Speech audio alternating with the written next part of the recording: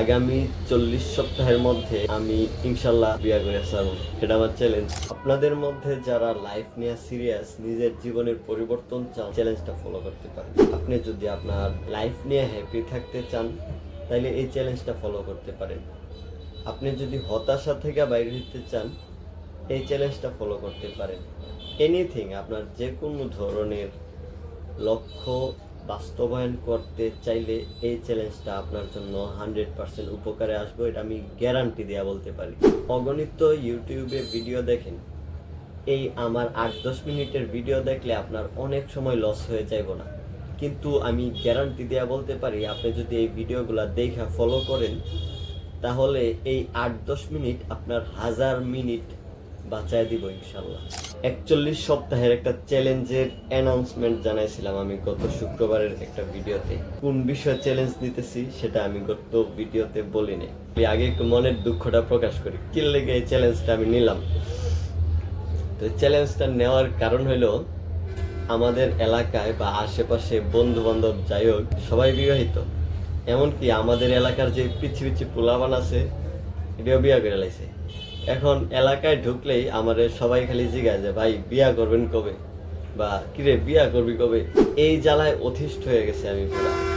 আবার এদিকে বাপ মায় বুঝে না বড় যে হয়েছি, হ্যাঁ ছোট ছোট মনে করে বিয়া শাদী দেয় না, ছোট ছোট পোলাপানের বিয়া করাইতেছে, আমার বাপ মায় গেলে আমার করায় না। একটা অভিযোগ, আমার বিশাল অভিযোগ তাদের প্রতি, মনের ভিতরে খুব কষ্ট। কারণ কি, আমি কারণগুলো খুঁজে বের করলাম। আমার না আছে কোনো গার্লফ্রেন্ড যে বাপ মারে কমো যে আমার হেরে ভাল লাগে বিয়া করাই দেব, এরকম কেউ নাই। আবার এমনও না যে পরিবার থেকে আমার যোগ্য মনে করে আমার বিয়ে করাই দিব।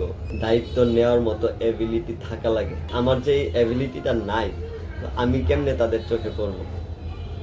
আমার বিয়া করায় তারা কি বিপদে পড়বো?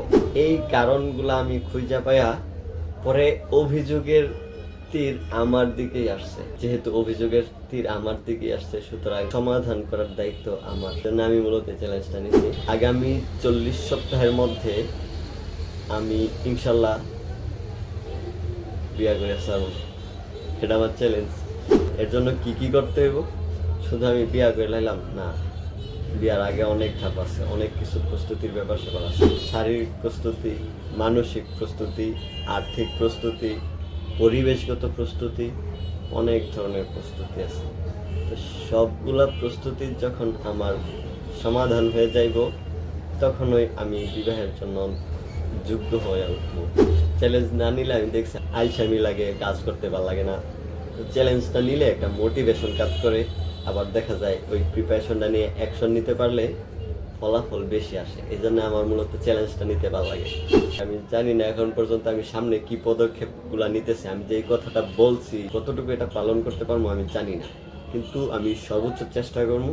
আর আগামী সপ্তাহের যে চ্যালেঞ্জটা, এটা আমার জন্য খুবই ডিফিকাল্ট হইতে যাইতেছে। আমি জানি না এটা কি পালন করতে পারবো কিনা, তবে অবশ্যই আমার এটা করতে হবে।